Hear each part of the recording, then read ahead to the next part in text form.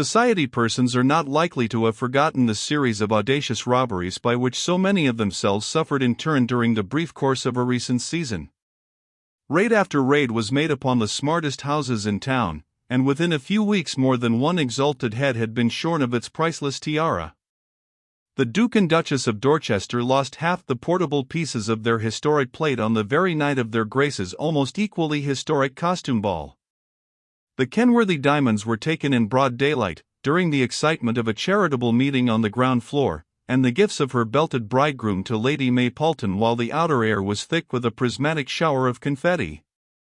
It was obvious that all this was the work of no ordinary thief, and perhaps inevitable that the name of Raffles should have been dragged from oblivion by callous disrespecters of the departed and unreasoning apologists for the police. These wiseacres did not hesitate to bring a dead man back to life because they knew of no living one capable of such feats. It is their heedless and inconsequent calumnies that the present paper is partly intended to refute. As a matter of fact, our joint innocence in this matter was only exceeded by our common envy, and for a long time, like the rest of the world, neither of us had the slightest clue to the identity of the person who was following in our steps with such irritating results. "I should mind less," said Raffles, "if the fellow were really playing my game. But abusive hospitality was never one of my strokes, and it seems to me the only shot he's got. When we took old Lady Melrose's necklace, Bunny, we were not staying with the Melroses, if you recollect. We were discussing the robberies for the 100th time, but for once under conditions more favorable to animated conversation than our unique circumstances permitted in the flat. We did not often dine out. Dr. Theobald was one impediment, the risk of recognition was another.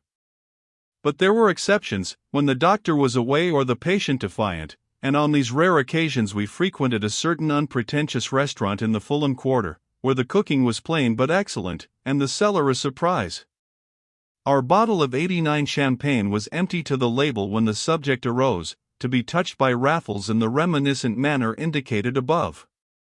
I can see his clear eye upon me now, reading me, weighing me. But I was not so sensitive to his scrutiny at the time.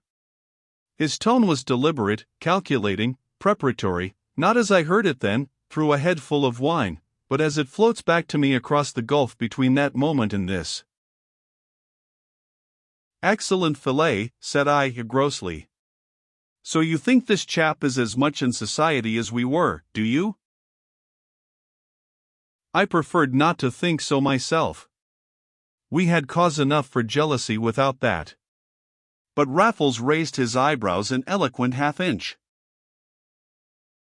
"As much, my dear Bunny? He is not only in it, but of it, there's no comparison between us there. Society is in rings like a target, and we never were in the bull's-eye, however thick you may lay on the ink. I was asked for my cricket. I haven't forgotten it yet. But this fellow's one of themselves, with the right of entree into the houses which we could only enter in a professional sense. That's obvious unless all these little exploits are the work of different hands, which they as obviously are not.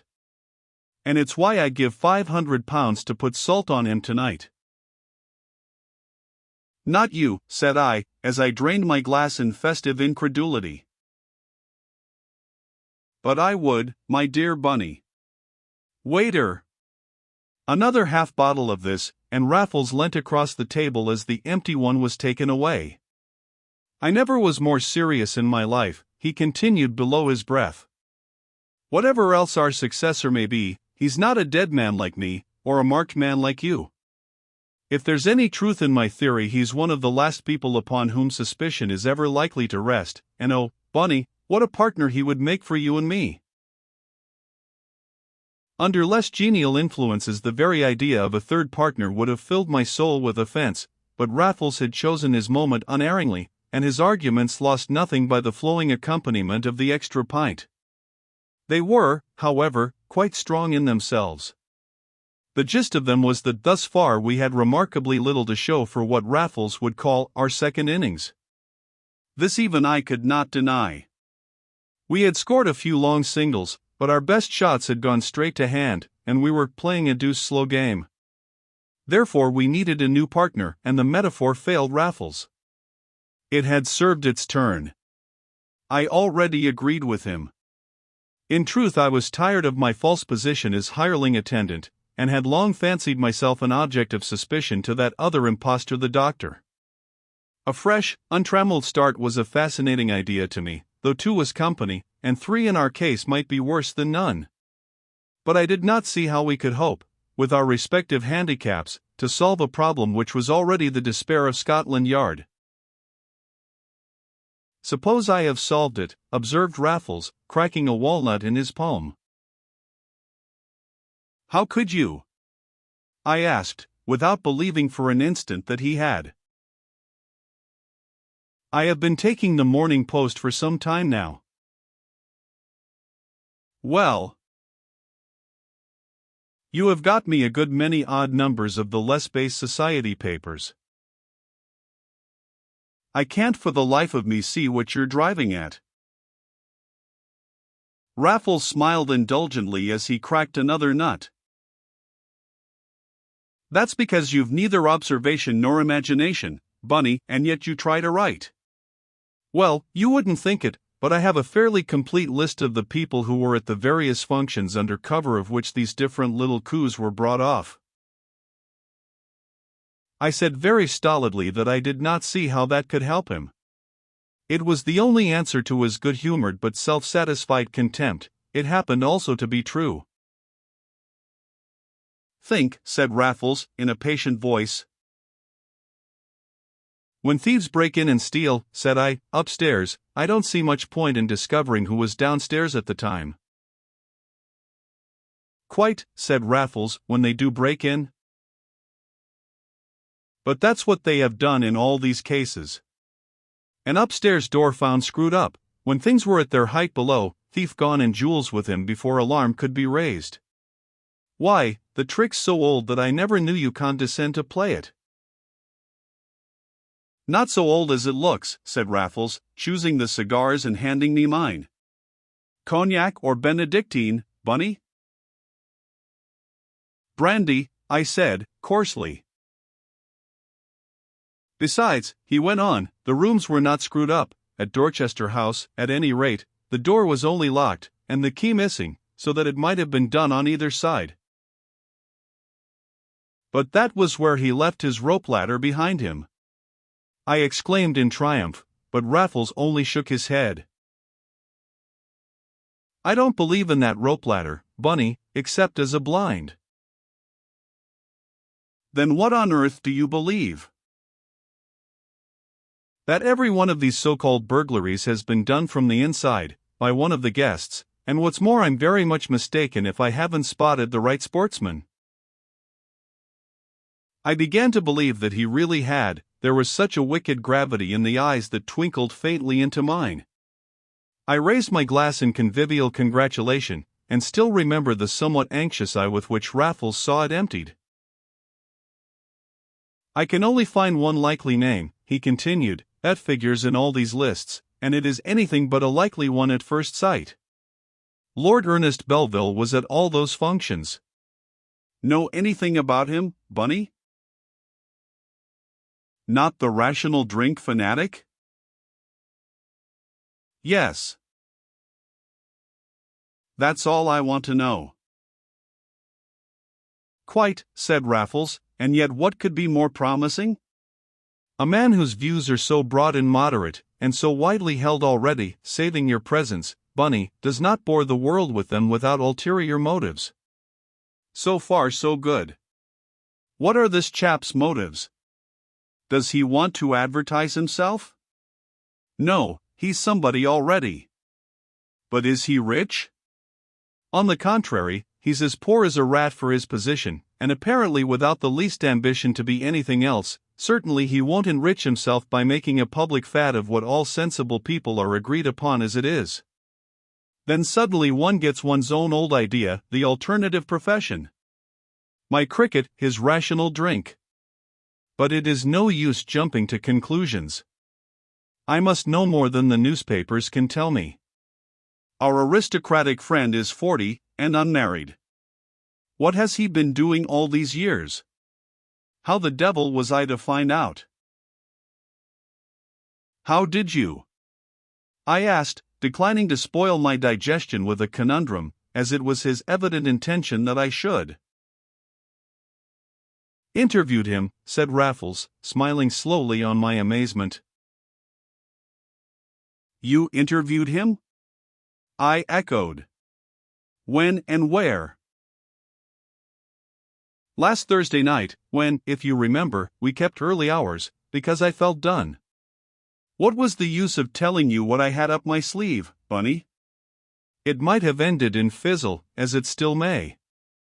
But Lord Ernest Belville was addressing the meeting at Exeter Hall. I waited for him when the show was over, dogged him home to King John's Mansions, and interviewed him in his own rooms there before he turned in. My journalistic jealousy was piqued to the quick.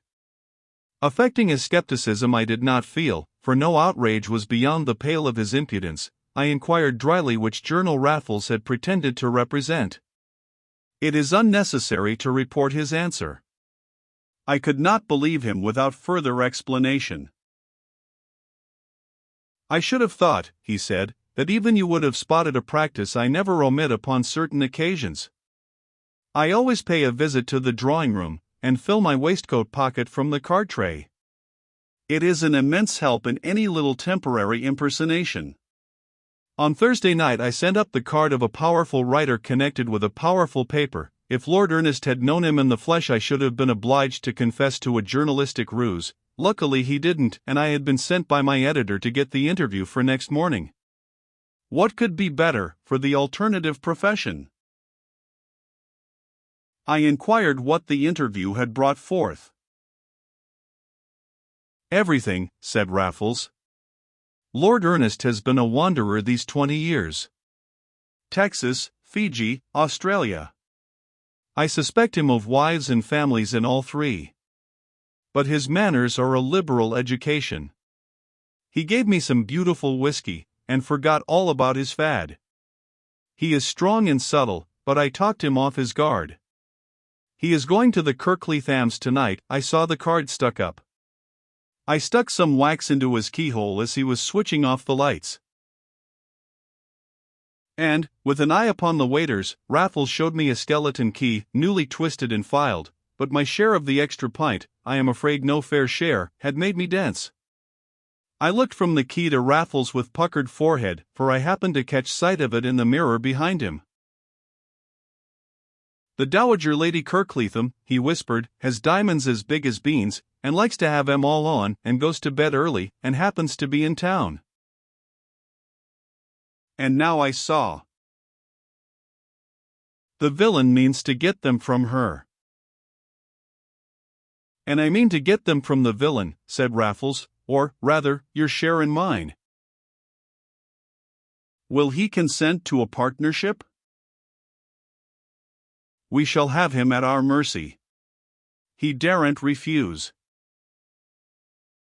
Raffles' plan was to gain access to Lord Ernest's rooms before midnight. There we were to lie in wait for the aristocratic rascal, and if I left all details to Raffles, and simply stood by in case of a rumpus, I should be playing my part and earning my share. It was a part that I had played before, not always with a good grace, though there had never been any question about the share. But tonight I was nothing loath. I had had just champagne enough. How Raffles knew my measure, and I was ready and eager for anything. Indeed, I did not wish to wait for the coffee, which was to be especially strong by order of Raffles. But on that he insisted, and it was between 10 and 11 when at last we were in our cab. It would be fatal to be too early, he said as we drove. On the other hand, it would be dangerous to leave it too late. One must risk something. How I should love to drive down Piccadilly and see the lights. But unnecessary risks are another story.